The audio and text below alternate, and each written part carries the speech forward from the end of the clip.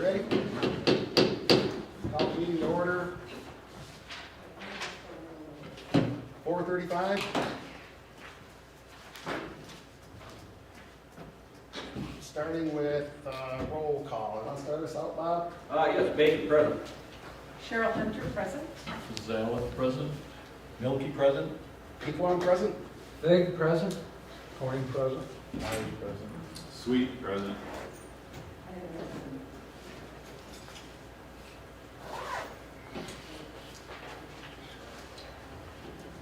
Here we have a quorum. Let's move on to agenda item number 3, approval of tonight's agenda. Happy to make a motion to approve the agenda as presented. Second. Got a motion by Melky, support by Coin. Is that Coin? Yes. To approve tonight's agenda. All in favor, say aye. Aye. Opposed, the same. The agenda is approved. And let's move on to item 4, approval of meeting minutes from April 19th. Those looking to everybody? Can I have a comment? Yep. Okay, so I'm looking on these minutes as unexcused. And so I called in, and I know it was just the day before, but I was down in Florida, and a permit for my shower in my bathroom took 10 weeks to get, so I couldn't get it done until that last week, and I didn't want to leave and fly back up and turn around the next day and go back down because I was leaving my project. So I called, and I thought they said I was excused, but then I noticed on the notes it said unexcused, so I'm asking for permission to be excused. Okay with me, I don't know, okay with everybody else? Works for me. Give Cheryl a hall pass. I need it. I could, 10 weeks All for right. this permit. Let's make that correction. Thank you. Any other comments? Go ahead. I'm gonna piggyback on that same idea because You had a shower problem too? I didn't have a shower problem.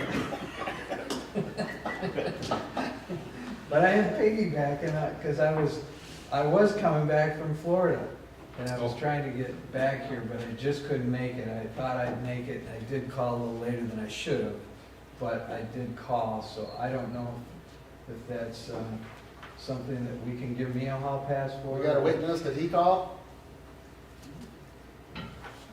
Yeah, they did.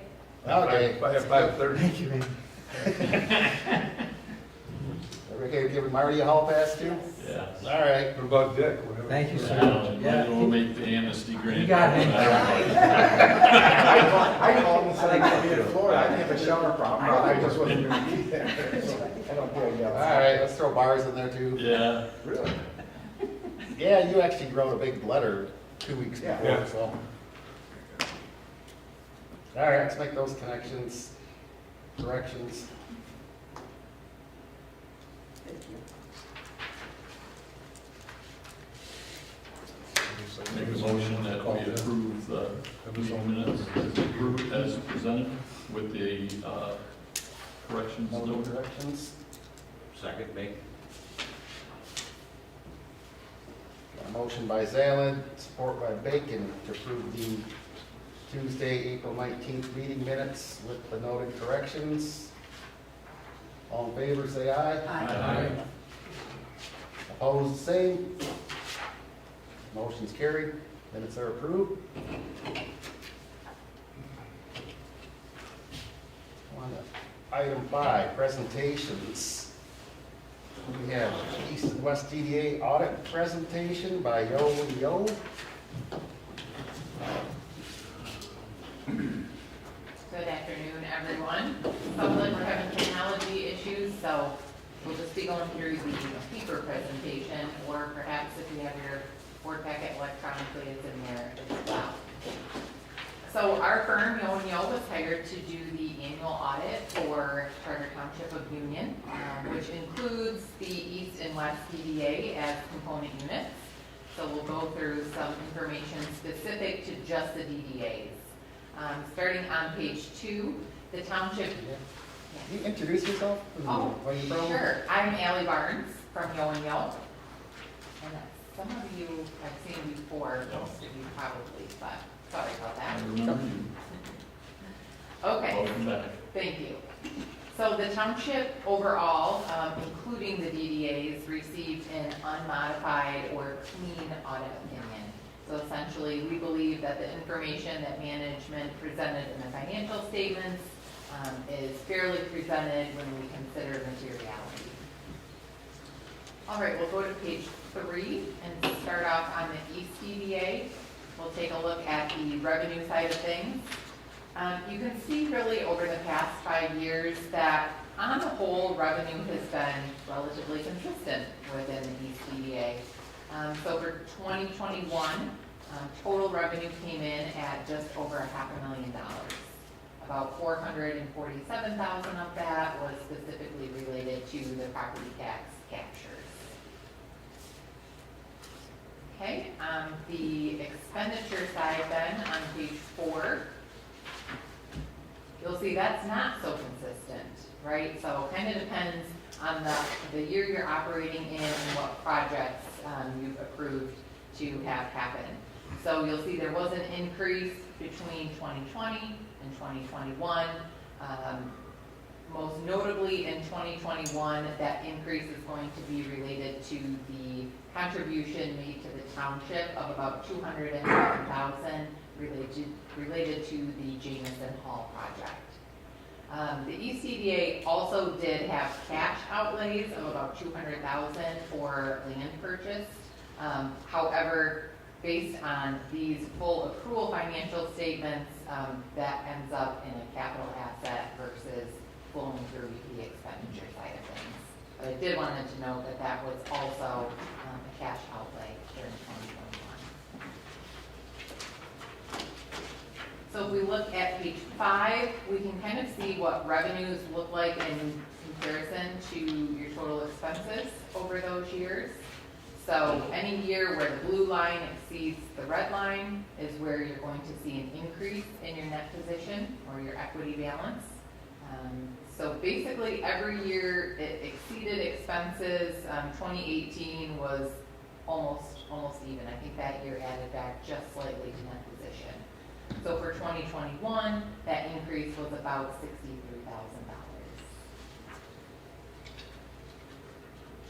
All right, we'll change gears and talk about the West CDA on page 6. Here you can see revenues for the past couple of years have been consistent. Between 2017 and 18, there was about a $3 million increase in the taxable value that was able to have amounts captured on it. And then between that 18 and 19 year, just to help jog folks' memory, the bond was paid off, and so the amounts could not be captured on school debt. I believe, is that right? School debt? School, yeah, school tax. Yeah, so that's why that increase, or decrease happened between 2018 and 2019. So really, 2021 was pretty comparable to 2020, about $342,000 in revenue.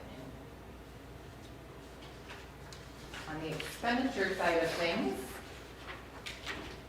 between 2020 and 2021, there was actually a decrease in what was spent in the West DDA.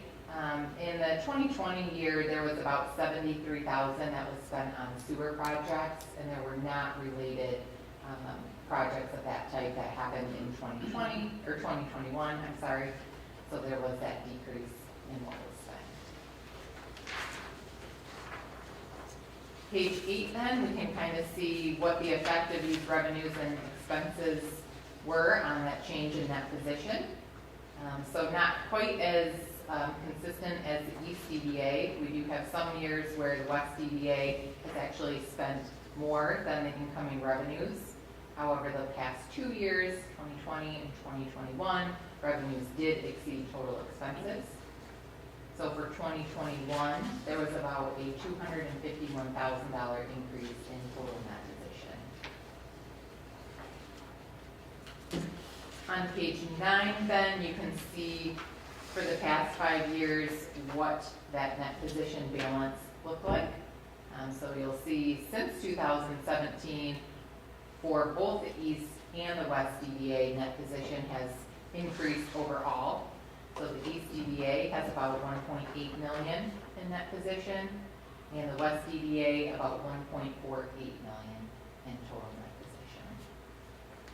So pretty healthy balances there in both of the DDAs. Should set you up to be able to do some good sized projects if that's needed, or if there are larger projects that you're continuing to save for, you have a good start there. On page 10, just to kind of cover compliance and internal controls. So this is really for the township as a whole, but does encompass the DDA activities. We did not issue any findings, so no material weaknesses and no significant deficiencies in internal controls or compliance related to the township's activities. So the township keeps very good records. Sherry does a phenomenal job. She's excellent at being prepared for the audit. She really takes it seriously and wants the numbers to be right and wants there to be good internal controls so that she knows the I's are dotted and the T's are crossed. So really good job on her part. Now to take any questions if you have them.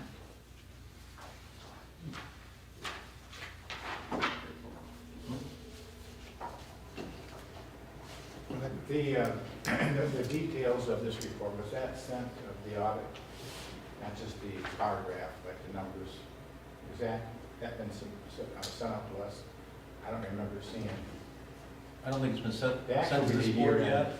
I'm not sure what was provided. I do have electronic copy of it, Yeah. and I just took a note to email something else, so I'll email that out. Okay. But it's going to include the entire township, but, so you have to wait. You'll have to, wade through what you want to see and not see.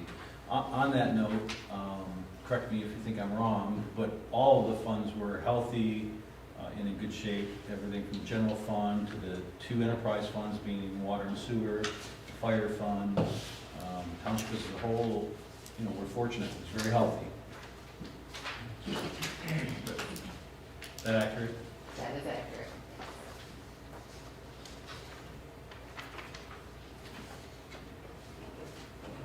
Any more questions, comments? All right, thank you.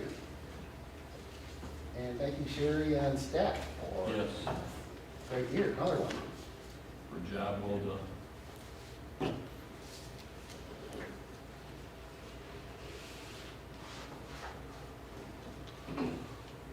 Okay, moving on to agenda item number 6, public comment. Nobody in the galley. We'll move on to item 7, reports. Item A, accounts payable.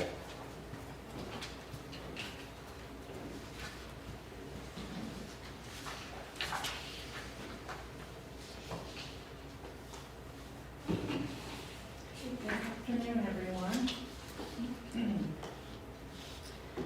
I'll start with the accounts payable for the East DDA.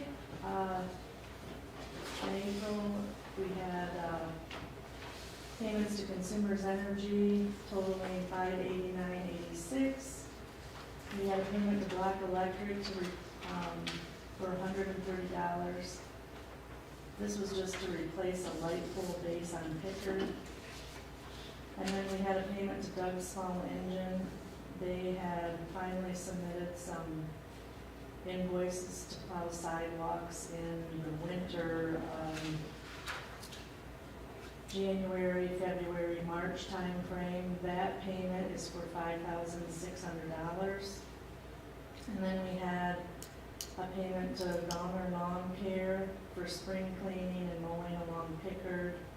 That was for $2,450. And then we have a payment to MMI for cleanup around the park benches and the trash receptacles, ground maintenance there for April on Pickard, $460. And then we have a payment to Price Mini Storage for $660. This is for an annual storage unit lease for 1 year from April through April of 2023. What's in the storage unit, you know? And The banners, primarily, all the elements that we use for this DDA. The extra parts and pieces for the street lights, all the pieces that are in that storage unit. So the total accounts payable for the East DDA was $9,889.86 for the month of April. Are there any other questions on those? No, make a motion that we approve the East EDA payables as presented. Second.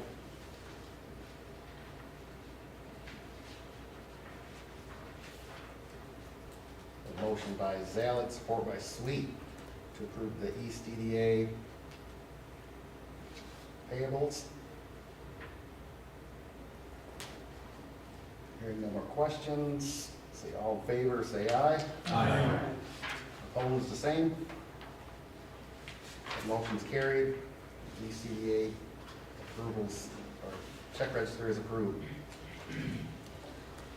Okay, moving on, there were no payables or invoices turned in for the West DDA, so there's no accounts payable to report there for this month. So I'll move on to the East DDA revenue and expenditure report. All of the payables that you just approved are posted to the general ledger. So for the revenue, there's not a lot of change there. A little bit of interest was posted. So your revenues right now for the year are about 3% of budget. And then looking at the expenditures, we don't have a lot of invoices turned in yet for the different projects that are planned to happen this year. So your expenditures are only about 2.5% of budget right now. And so we'll move on to the balance sheet for the East EDA. Just a quick overview of the cash that's available for the projects that are planned in the future, 1.5 million in cash, and then your fund balance is about 1.5 million. Are there any questions on any of those financials for the East EDA?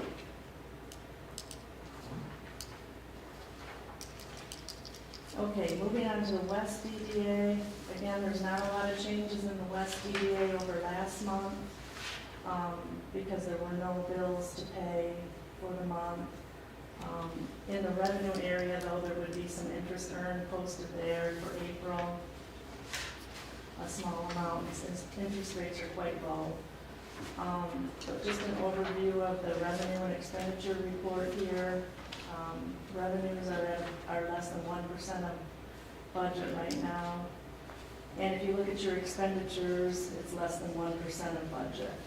I'm sure that will increase as the year goes on and projects, we make some progress on the projects. Moving on to the balance sheet, just a quick overview of cash. It hasn't changed a whole lot. You have 1.4 million, almost 1.5 million there for future projects.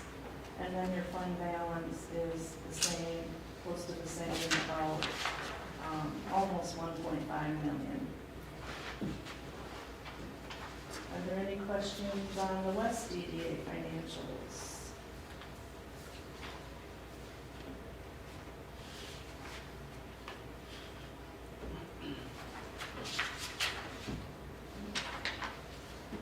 Okay. Anybody? No questions? All right, thank you All very right, much. thanks. Thank you, Sherry. Thank you, Sherry. Let's let the record show the financials were received and filed.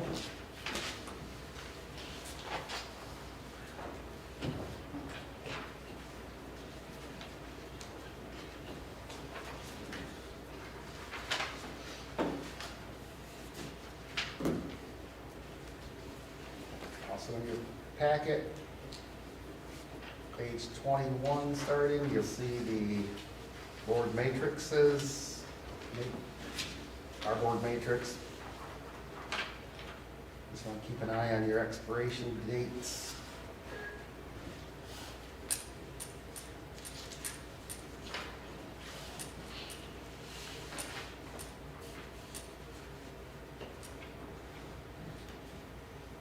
I've got one coming up next month. But I did submit an You submitted? Yeah. Is that, is he good? The application's in, so we could, That's the township. Trustees, and then you gotta get sworn in and you're good again. Okay, Thank you for doing that, Marty. thanks. Yeah, thank you.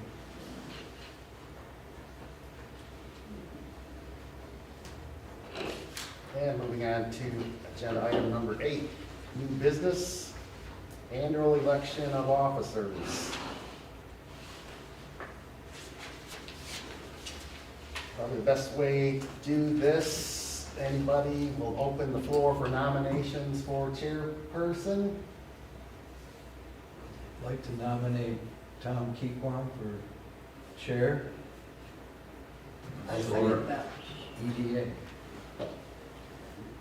Are you willing to? Nobody else does. Just wanted to check. I'm gonna say this is, gotta be somebody. Jim? Chair? You do a fabulous job. Yeah, No reason thank to you. change. Gotta get him voted in before he gets too busy. And you're here every meeting, so. I was late last one, but Yeah, that was late. Still Late is good. different than not being here.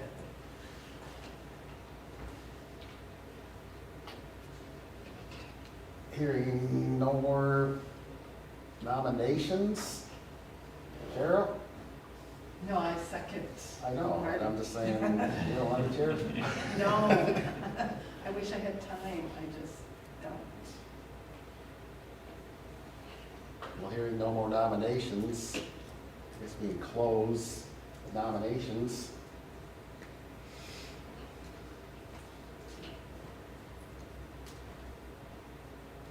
And how do we put this Do you in need a a motion? motion?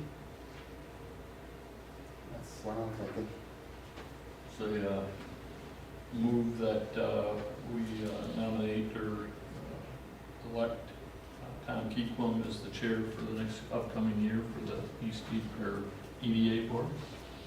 Support? Motion by Zalid, support by Milky, to appoint Tom Keequam as chairman. All in favor, say aye.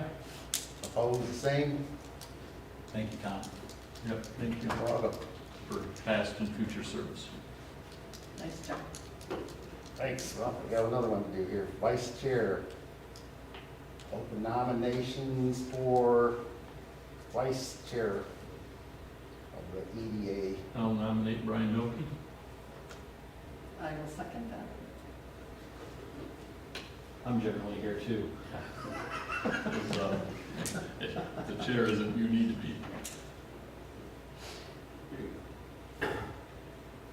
Floor is open for nominations. Anybody else? Want to nominate somebody?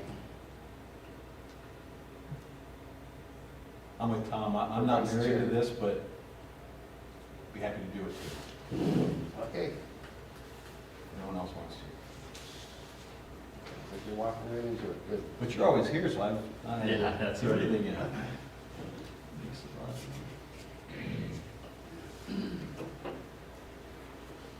So we need a motion? Hearing no more nominations, we'll officially close nominations.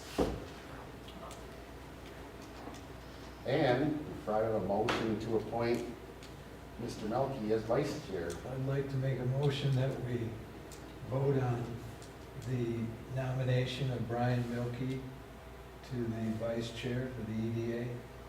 I second that. A motion by Mr. Figg, supported by Ms. Hunter, to appoint Brian Milkey as vice chair of the East EDA. Any discussion? Hearing none, all in favor, say aye. Aye. Opposed, the same. Motion's carried. Congratulations. Thanks. Thank you.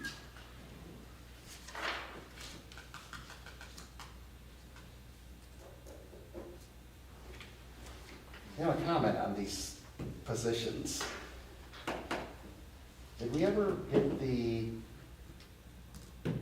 check registers for the East DDA, the West DDA, banking, signature, resolutions updated? So I bet there's still chair, vice, treasurer, I think probably that- signers on those from long ago. I think I'm the only one that's on there, aren't they? That brings it down. No, the township treasurer is on. Right, the township treasurer, but I think as far as from this board, I think it's just the treasurer, isn't But for there's a West DDA checking account and there's an East DDA checking account. it? Yeah, I don't know about the east, I don't know if I ever signed on to be the east, I must have. Yeah, you're on. So is there a need at this point with that? So, and actually, the bylaws don't appoint the treasurer anymore. Because essentially you would, the township treasurer function in finance. The check signers for all of the township's accountants are the treasurer, the elected treasurer, Kim Rice, and the township manager, Mark Seaver. So they're on all of the accounts, including the east and west. So I'm not on there anymore, I don't need to be. You're still on the east and west DDA, So, that's not changed. yeah, but we should have a resolution assigning our accounts to, because it used to be all, we would handle our Yeah, perspectives ourselves. See, they don't appoint the treasurer anymore, because it's handled. Well, I worked for the township for 8 years now, and it's been those three signers the entire time, The bylaws changed a year ago, about A year ago. so there should be something else. I mentioned that, well, why don't we just go look at the bank accounts themselves, and they're probably listed. So in reality, those can be updated to basically just have the elected treasurer and. Like the other accounts, Yeah. okay, Let us know when next meeting. Yep, that's a good point. all right. So let's move on to request for board action. What do you have there, Robbie?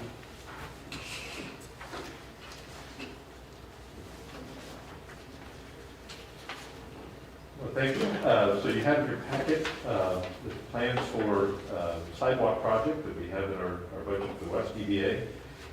This is completion of the construction of new sidewalks along both sides of Breeders Road and M20 between Bradley Street and the city line, and up to and including the South Lincoln Road intersection with Breeders Road. This would essentially complete that section of sidewalks on both sides, and it would also provide the sidewalk ramps at the intersection, which have the benefit of facilitating a private project that's required. Chuck McGurk, Expenditures Gravel, has an obligation to complete sidewalks on part of his property on the southwest corner of that intersection. And so completing the intersection element will allow him to do the part that he's obligated to take care of. So the project you have before you, these plans were put together by Road Professional Services. This is the engineer that the township has used for a number of years now for various sidewalk projects. It went out for bid in April. The bids came back on May 5th. As you can see in the packet, we had three companies that inquired. Only one submitted a bid. And so Mr. Zala, as I'm sure he's going to jump and steal his thunder, is going to have to abstain from discussion on this item and voting on this item because the Isabella Corporation is the is the low bidder we have for the project. The project came in at $297,400, which was about 6% higher than Rowe had estimated it would be. It is also a little bit higher than the $250,000 that we included in our budget last year. The numbers, quite frankly, considering inflation issues and construction costs, actually we're very pleased with the amount of this proposal. And obviously, very pleased with the company. Obviously, we work with the East Corporation on a number of projects, public infrastructure projects in the township. So although we would prefer to have more than one bid, we're very pleased with this bid. So you have the recommendation from staff. Recommended to move ahead with this, finding the bid was responsive and in good order. You also have the recommendation from Rowe in your packet. This is from David Richmond, who was one of the engineers who worked on this project for Rowe. With that, this project is ready to move forward. If you're comfortable with what you see and with your authorization, the project will then move forward to authorize construction. And the intent is that we can do the construction during this construction season. So is there any timetable that's been offered at this point, or will it be determined after the project has been approved? The bid documents that were put out reference it as a 2022 construction season project, and that's how it's been bid. That's what the expectation would be moving forward. But it is important timing wise to be able to let the contractor loose to get that planned and started, because obviously the season is already started. Are there any benefits in the timing of when it would be done, as far as any other construction projects that might be going on? I'm thinking of Lincoln and what might be conflicting, or is it all pretty much capable of being coordinated no matter when they do it? That's an excellent question. So our Lincoln Road, Broomfield Road project, the two are completely separate. That project is south of the Chippewa River, so there's no construction planned in the area around the Lincoln Road intersection with Remus Road, other than our project, so there's no conflict there. We do have one other sidewalk project in the West EDA district. That's the stretch of sidewalk basically from this property north to the Township Hall. That project is still working out some details with the Road Commission. Or get the county road permit, that we will then, at that point, take that project up for bid. So that will be done bid as a separate project, but it's also in a separate area from this, so there's no conflict between those either. Good, thank you. The only thing that may occur with that, if Lincoln Broomfield is closed for any portion of time, that could make travel potentially from the south side to Remus difficult as far as for trucks, workers, etc. But Road Commission's not published a date for, I think, start of that project yet. Are you aware of one? I'm not aware of a specific date, but obviously they're moving ahead quickly on it. They're intending to do that work this summer, is my understanding. They have certain deadlines, September deadline to get the work done. The work at the intersection is fairly limited. It's something that would be coordinated between MDOT and the Road Commission. That's a detail that would be addressed by the contractor. Obviously, all these stormwater issues, wasn't there some stormwater issues when they were looking at putting this stretch in, that sidewalk would have to sit kind of low there? I mean, obviously, everything's been addressed, and they figured that they can keep the area dry and above ground. Right, so the plans that you see include addressing the drainage changes. There's actually fairly limited. Down at Bradley Street in front of the merchandise mart is probably the most complex area that they're looking in. But the plans all address that. This case, NDOT has signed off on the changes, and And so yes, those have all been resolved.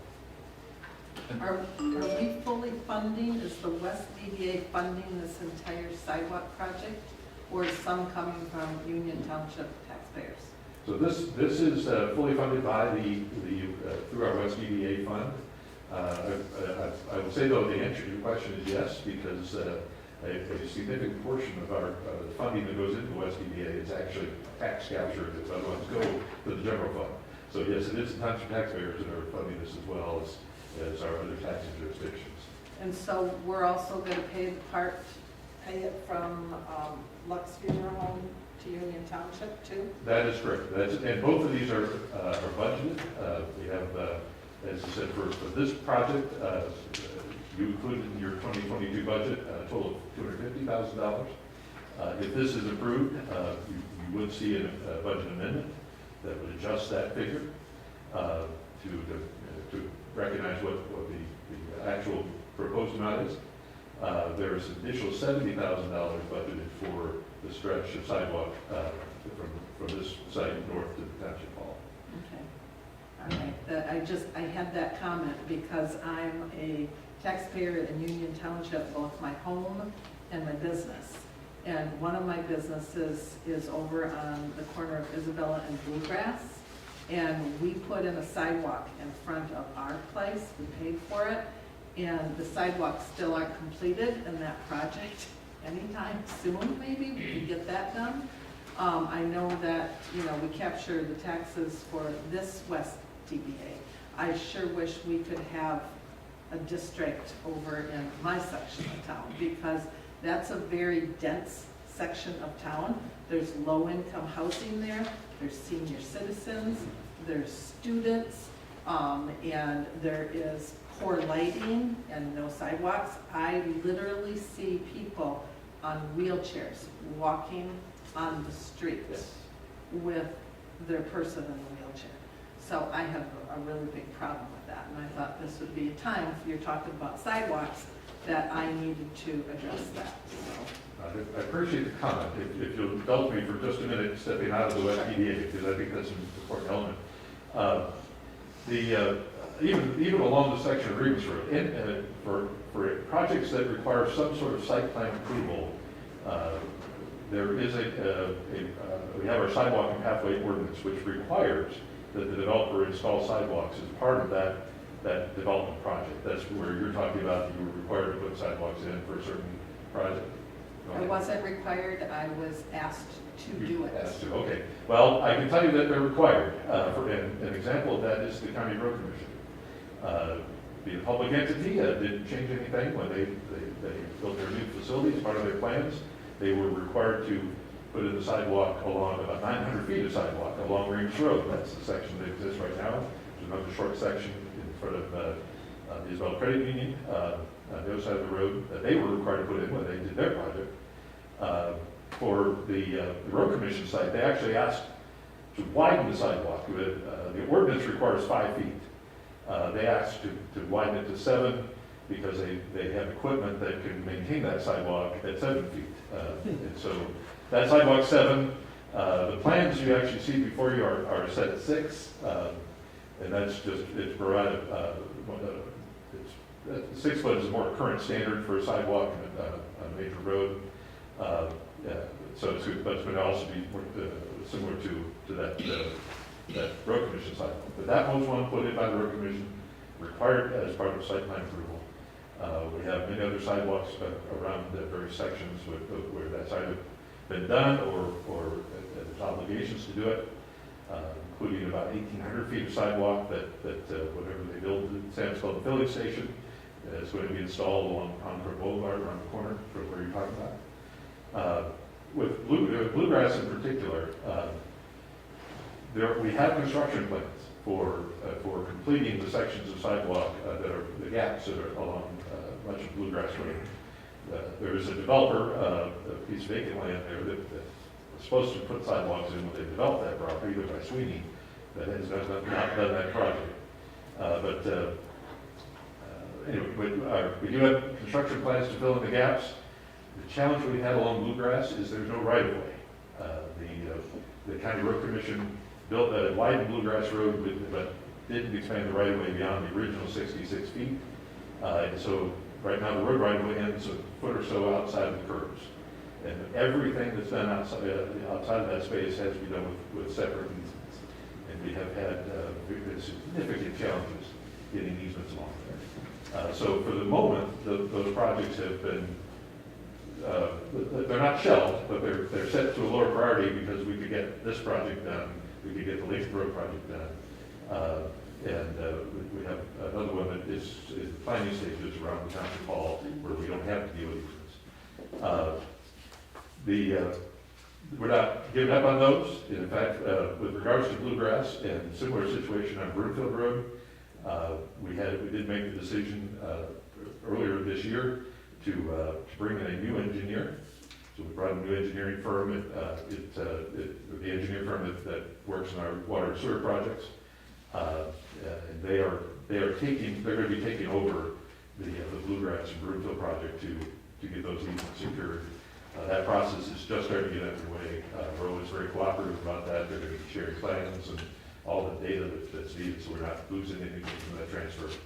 But that process has just begun, so it will be a longer-term process to try to control those easements out of property. There's some over there that absolutely refused. And we may end up having to go through an eminent domain process to get them, which is long and expensive, and so everything else we can first. Okay, thank you, I appreciate it. So I'm sensitive to easements too because of the things that you're voicing. I mean, this has been a frustration on Bluegrass for a decade now. Yes. About. So I appreciate your comments. Thank you. But that actually is a great segue into one of the questions I had. Were there easement issues where we had to grant easements along this particular stretch? There were a few. The last easement was granted by the Fisher Company over at Bradley Street. There was a need for an easement in that area. There were a couple others that Roe had managed to collect earlier in the process. Along Remus, because it's a state highway, we benefit from the fact that NDOT gets right away. They're not stingy on that score. They're not afraid to push the envelope. And of course, they have more resources than our road commission has to put to it. But anyway, along the state highway, the easement, the road right of way was already sufficiently wide for the vast majority of the project. So we didn't have to go and try to purchase any easements or gain any by goodwill. Yes, they were granted to us or donated to us. So I know I asked you this at the board meeting, but the merchandise outlet, on the planning commission, we had provided a waiver to merchandise outlet some time ago, or I'm not sure waiver is the proper term the planning commission's using now. But temporary relief. Temporary relief, thank you. On sidewalks because of the difficulty there. And so when we got these plans, I immediately had to go look and see what was being done there. But I didn't look online, I just looked at my paper. Is it accurate to say that it, on the corner of Bradley and Remus there, that it kind of does this jog around that electrical pole? Is that? That's right. There's a point there where it makes essentially a 90-degree turn and turn back. The original plans had a hard 90, and I asked them to soften it up as much as they could. So part of the addendum, they softened up what they could, but yes, that's to get around those obstacles. Okay. I just want to make sure I was looking at the plans correctly, because like I said, they're pretty small, but I'm glad to see that there, because I knew that was a tough area to get the sidewalk through. I have a question that's sort of related to a law involving bicycles. I know we're using more pathways, non-motorized pathways, and that the Sidewalk Pathway Committee is focused on those thoughts. But just from a law perspective, do bikes have a legal position on sidewalks? So I don't know what the city ordinance says, but the township ordinance does not have any restriction on bicycles being on the sidewalks. All right. So they just share it with everybody on and use courtesy. That's correct. Okay, good, thanks. Just a general comment, I'm excited about this because that whole district will be improved dramatically by making it more accessible. So this is great. And right on top of that, already the drainage has been a major improvement, getting Yeah. rid of the cattails and the low spots, and just looks so much nicer. And the sidewalk that's already there from the road commission really is a big improvement. And we certainly see people using the sidewalks in the East EDA district, even in the wintertime.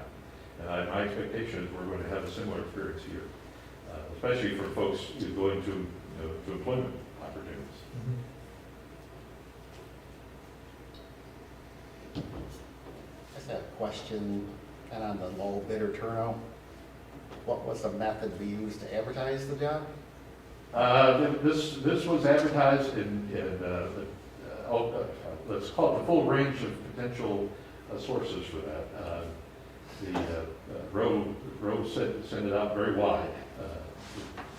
I couldn't Builders take the details Exchange offhand. and I left the bid document back in the office, but as long as we have something on file somewhere that this all went out. it I know went it's out to not like multiple sources. If I recall correctly, it's a list about this long, but it was advertised. And then any feedback from the non-respondents, just everybody's too busy,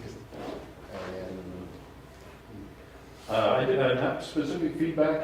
I did get a general feedback from the engineer that it was exactly that there's challenges with timing, challenges with simply being busy. Yes.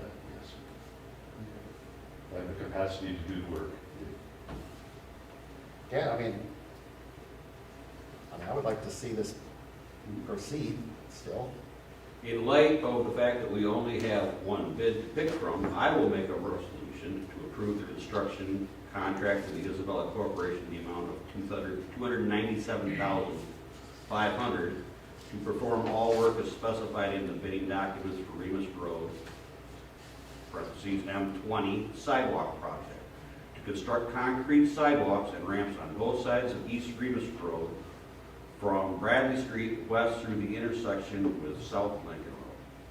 Support. 400? Said 500, Yes, 400.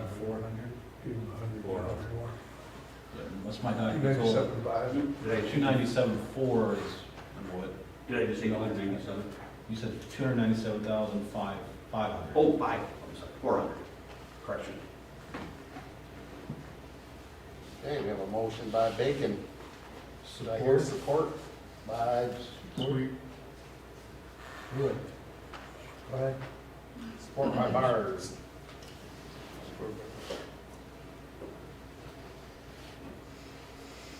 Any more questions? As Rodney mentioned, I will be abstaining from the vote as I'm part owner of the Isabella Corporation. Yep, we'll note Mr. Zalik's abstention. Hearing no more comments or questions, all in favor, say aye. Aye. Opposed, the same. Motion's carried. Thank you. Thank you. And moving on to agenda item number 9, pending business. You have anything there, Rodney? Do not have anything at this time. Any director comments? So everybody should have received this little sheet here, letter from the treasurer's office, county treasurer. Do I have a copy of it? I have a couple extras if you need. All right. So this is a letter, like a notice that we get every year of property that has gone into tax foreclosure and is now in the county treasurer's hands. This property would be coming up for auction later this year. This property is in our East EDA district. It happens that staff knows this property very well. 2120 Yachts Drive has been, and frankly, the Board of Trustees also knows it well because it's been on many monthly reports to our Board of Trustees. It has been an ordinance enforcement challenge for more than a year. The owner was elderly. The house had been vacant for a very long time. The yard is full of junk. The house is very dilapidated. It had been lived in for a very long time. The yard was unkempt. So we were mowing it periodically. We were we went through the ordinance enforcement process to it, including civil infractions to try to get this resolved. For a long time, we couldn't find the owner. We finally found the owner of the assisted living facility, and she was very cooperative. She was trying to get something done. Her intent had been to try to get the house demolished and then get rid of the property. She passed away in January. She was not able to get to that point of getting that work done. The property was already, I think, going through the process, and it's now owned by the county. Because it's in our EDA district, because it's in the neighborhood that we have done work in, we repaved Yacht Drive among the other local streets there. There is an opportunity here. And I'm not asking for anything formal tonight, it's not on the agenda, but I wanted to kind of bring this to your attention and gauge your interest in seeing a request for board action that we would do at your next meeting. There is an opportunity here related to neighborhood stabilization. As I said, this property is not in good shape. It has deteriorated significantly. It is one we're spending a lot of money to mow through ordinance enforcement.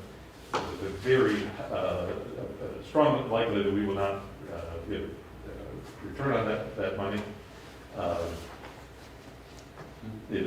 So what I'm floating here is just to see what kind of gauge interest is that one option would be under your development plan for the East EDA district, particularly focusing again on stabilizing the neighborhood, protecting property values in this area, and hopefully create an opportunity for new development, would be for the East EDA to purchase this property and clean it up, and if appropriate, take the house down. Obviously, that would be something we'd have to have somebody take a look at it, see if it's something that could be salvaged. My understanding is it's not salvageable, but I have not been in it. I'll actually learn more about that soon, because the county treasurer was going to be going in it, and could give you a little bit more background on it. We, under the Property Tax Act, we have a narrow window of opportunity to purchase this property for the minimum amount required, which is essentially the back taxes. The Tax Act now, the way it now works is basically, except for this narrow window, which is after July the 1st, before the sale date, we would have to pay the fair market value. Then we could sell it for whatever we chose after that. But this, like I said, is a period where we can potentially purchase it for the minimum amount due. These are all details that if you're interested, I would be bringing back to you at your next meeting and kind of give you the options and ask for your answer. But this seemed like a good opportunity to both deal with the sort of enforcement challenge we've had for a long time, but also to stabilize this neighborhood and ensure that protect property values in the area and create an opportunity for a renewal of the neighborhood as well. So I'm happy to answer any questions. As I said, I'm not asking for any formal action tonight, but if you have questions, I'm happy to. I have a question, two questions actually. The first one is, what would we do with it? Green it up, and we put it up for sale in a vacant lot, I'm assuming. Yeah. The intent is to try to clean up something that somebody else probably isn't going to do. I don't know.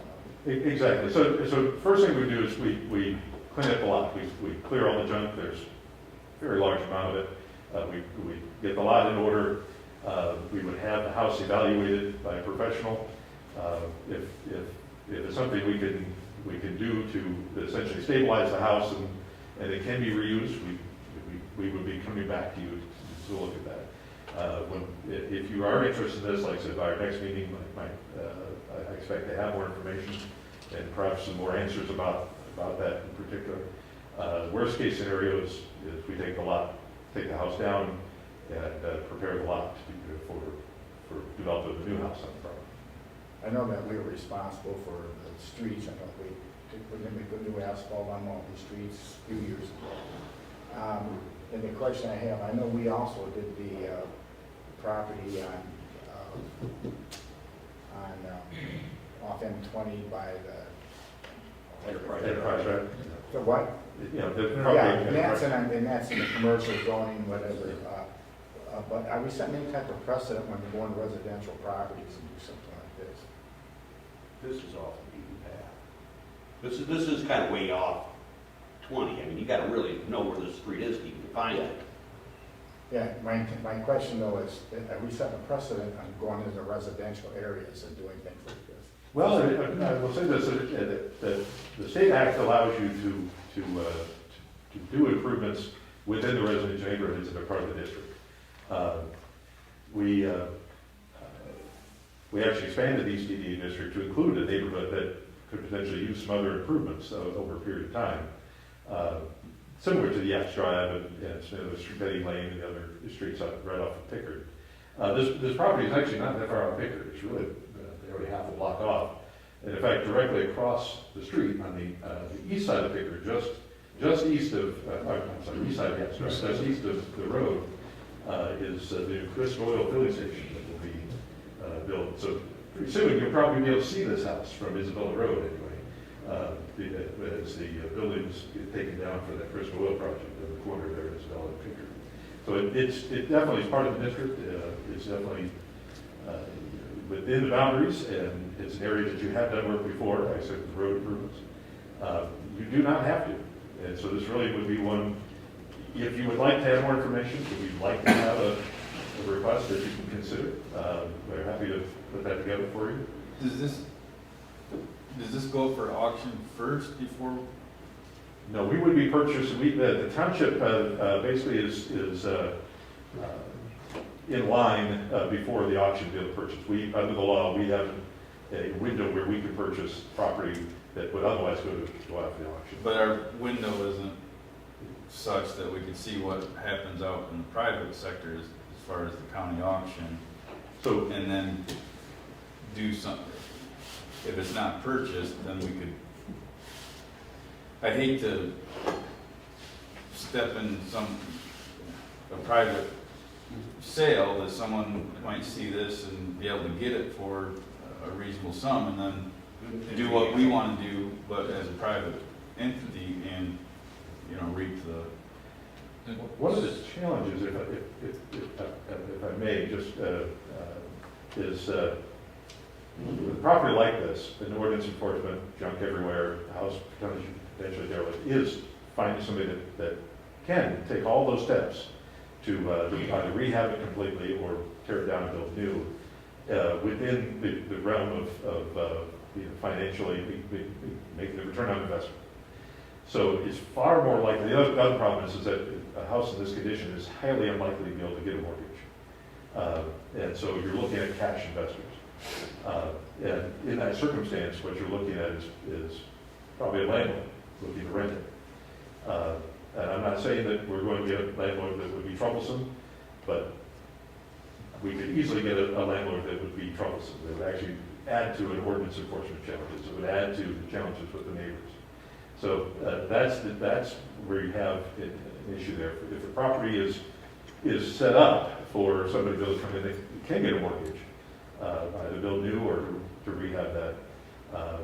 Then we're far more likely to get an ownership situation, somebody living on the property that owns it. The township did, the board of trustees did this just a year or so ago on a property on Jonathan Lane, not that far away from the site. At the time, it was not an EDA district. It is now. But this was a property that had gone into tax foreclosure. We got the same kind of notice. It's a property that we happen to have infrastructure on. The sewer main ran through the property, 30-foot easement ran through the property. It actually caused challenges with the property because you couldn't put a garage on this property. The owner had passed away. The house had gone into foreclosure. It had been vacant for several years. It had become very derelict. The house was, the woman was border, so the inside was quite a mess. We looked at this site. We looked at the sewer easement. We also looked at, in this other case, that this was a site between two neighborhoods, K Street and Jonathan Lane, and could provide a nice connection, even if it's just a pedestrian connection. Who doesn't own that property right now? What's that? Who doesn't own that lot right now? So the township does. And in fact, we have a contractor to be coming in and do some initial demolition work. Did we put up the trespassing signs? Yeah, yes. We did. That was us, yeah. Anyway, so the township bought the property, we arranged to get the house removed. We're a contractor that's about to start remaining demolition, the foundation, some sections of bad fence, and setting things up so that we can put a sidewalk through that space. And perhaps it turns into a neighborhood park. Beyond that, we're working with neighbors on that. But this was not the case of problem property, one that could easily have fallen into even more of a problem. It will become a neighborhood asset, essentially, and a connection between neighborhoods, and actually a connection between the Jonathan Light neighborhood and the Pickard Road businesses, where now you can get right through once the sidewalk is done, whereas before you had to go way around. So the township has done this. This is just another opportunity if you're interested.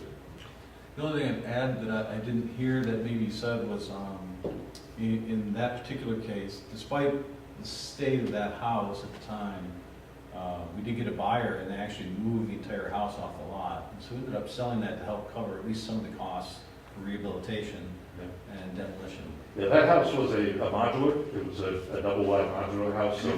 So a contractor that works in that industry expressed an interest in buying it. They didn't buy it, they cleaned it up, and ultimately split it back into, removed it, and stripped it down and rehabbed it completely. I'm remembering a year ago when we were repurposing the DDAs, that we had some language in that document that was similar to what I hear you mentioning, that we could work on areas that might, it seemed like the language was more specific to helping to identify sometimes problem properties that we might be able to go into where somebody else wasn't as likely to do it, and that we might be able to take the lead on moving forward with something. And this sounds like it has sort of come this way on its own, but we still have that same mindset where the DDAs or the EDA in general has somewhat of a purpose in our reissuing the DDAs of trying to consider what we might be able to do for that specific area and the community in general. And I think that I'm recalling that I don't recall the exact language, but it seems like we talked about that with maybe the Enterprise project and when we had purchased that land. So I would like to see some more information on this and see what benefits there might be financially, because we're already in hock, it sounds like, to the property already owes money to the township, and how that would benefit the purchase or be a disadvantage, because if it's that much owed in taxes, that we're just buying it for the taxes, aren't some of the taxes due to the township of that total? Yeah, So wouldn't we be kind of paying ourselves in a way? And so it sounds like a real interesting idea, and I'm wondering if we can consider the possibility of some sort of alternative use. Maybe not just the lot for sale or the house for sale if it's salvageable, but you mentioned access to a throughway. And I just bringing it up out of the blue as far as what maybe beyond what we see right in front of us as sell the house or sell the property if the house is gone. Is there another potential benefit if we were able to clean up that lot? We can certainly look at that. If you look at the aerial photo, this one doesn't give us that same benefit that the other lot did on Jonathan Lane. You can see the lot in red there, the area red is the lot, about halfway down Gap Drive. It's not a through lot. It's a 60-foot wide lot. So it has sufficient width to be able to put a house, a modern house on it. Perhaps not a detached garage, but certainly a detached garage. But it would not. There's not a need for a park in that location. We have the school at the end of the street with open space there. So I think the main activity would be to be setting the lot up for future redevelopment, essentially creating the condition, cleanup conditions so that the lot can be purchased by someone to make good use of it. And for, as I said, for protecting and stabilizing the neighborhood.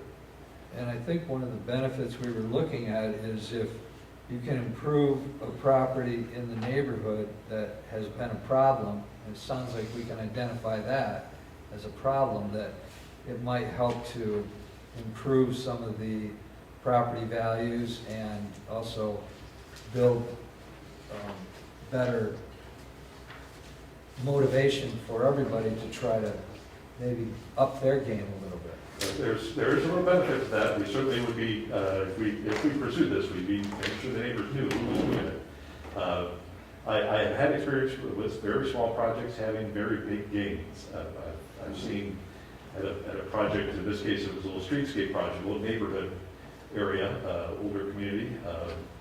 And I've worked in a community where we had a little bit of money to do some tree planting and to do some just very basic streetscape improvements, cleaning up some weedy areas, a few brick pavers here and there, some paving, sidewalk improvements. It wasn't a lot of money. I think the whole thing was about $15,000, which in streetscape projects is a pittance. Normally, they covered a couple of blocks, and out of that came private improvements, both residential and commercial, that in my recollection were over $150,000 worth of private improvements. So that's just what we counted in the immediate time of what we were aware of. We had in that neighborhood was a jeweler, and that jeweler was about to leave. They were, in fact, were already had the building up for sale. They were going, and this little project turned their head. They said, in this case, it was the city. The city is going to do this thing, for us, and really for me and for these few people in this couple blocks. He said, maybe I should stay. And he turned around and he rehabbed the building, completely redid the exterior, and it's still there, and it's still successful in that space now, actually 20 years later. Wow. So little projects can have a big dividend. This is one that could have a potentially big dividend for the neighbors. You'll be able to give us some financial information as far as what the taxes are. Yes, what you would have, if you're interested, we would do the work to get you a full background on it. As I said, through the treasurer, county treasurer, we'd be trying to get more detail about the building condition. You'll have photos, and you'll have the financials to consider. I certainly have interest in learning more too about this. I mean, I don't know where I sit on this yet without all of that. The biggest concern that I heard was from Jeff. If we felt that there was going to be an investment from a private entity, we wouldn't want to get in the way of that. And I think for me, I want to, and I don't know how we even begin to do this, evaluate what are the odds or chances that could go for private sale. And if it goes for private sale, what are the odds that buyers can actually invest in that property and improve it versus be a problem landlord, right? Because I wouldn't want to get in the way of private dealings. But yeah, I'm not sure that's going to be anything but speculation. So I'm going to definitely drive by it and check out the area. So, I'm not really hearing a lot of opposition, but, so maybe based on what we're hearing now. I'm kind of a let the market person, the market decide person. I lean that way on all these kind of things, so just put that there. I believe that probably the market ought to take a look at it first, and if it still sits there, then maybe get involved. But jumping in ahead of the line, I don't really like. That's what I was That's a little thinking, we government have them interference put in a markets. pros and cons sheet together with the financials, with kind of a civil site condition assessment. Like, if you're interested, I can basically lay it out for you and you can consider. Because at the same time, there could be no-brain opportunities of storm drain management that we can improve the entire 6-block area that acquiring this. That Or would the certainly make big it more along the convenient lines of something I would support. sanitary clean out right there. That would change Major everything. shut-off valves on water main. I don't know. If there was something that Some of brought that's all gonna- significant gain to the economic development, yes, that would change everything. If it was sitting someplace where it got more traffic by people driving by it, that would make it more likely that it was a good investment for economic development reasons. If it was right on Pickard, it would be a much more of an eyesore than it is sitting back where it is. So if you look at So if the, we want to start developing if we want to start tearing down houses, maybe it's more on the streets that are more traveled than the back ones. That would make me more inclined to think there was an investment that the Economic Development Authority should get involved in.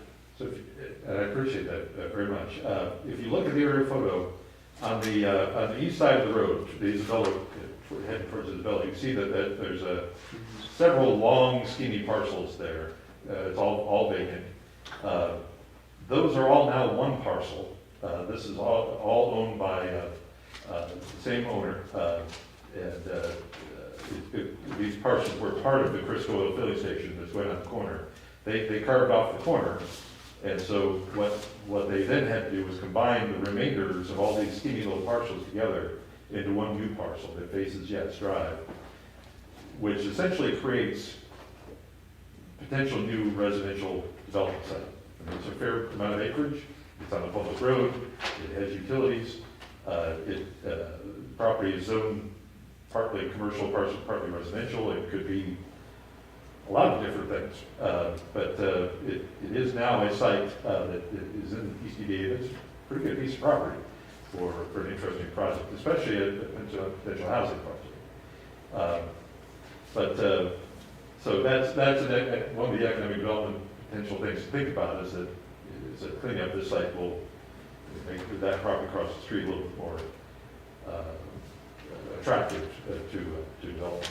But like I said, it sounds like there's willingness to take a look at it. I'm happy to do the work for you and bring something back to you for your next meeting.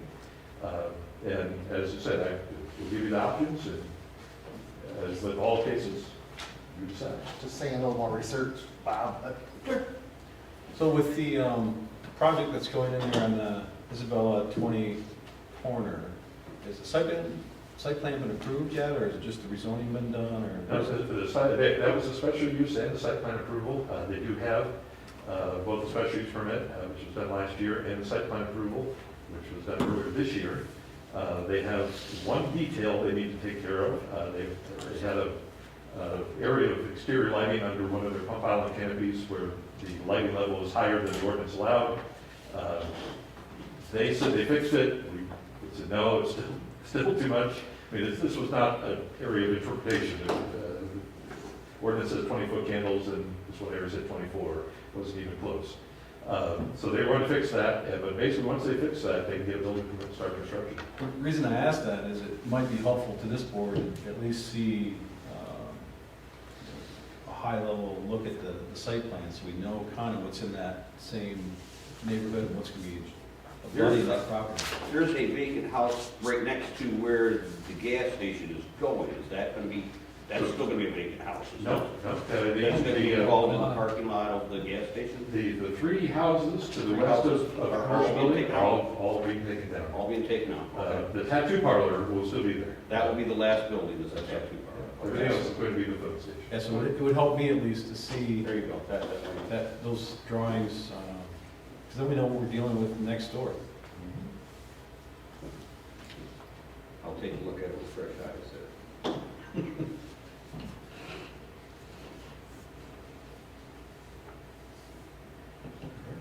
That is all I have for my comments today. Have you heard any more from the road commission about Lincoln Road? I have not seen it advertised yet for bidding. I have not heard anything specific. As far as I understand, they're still on track for getting this done this year, but I have not got anything further.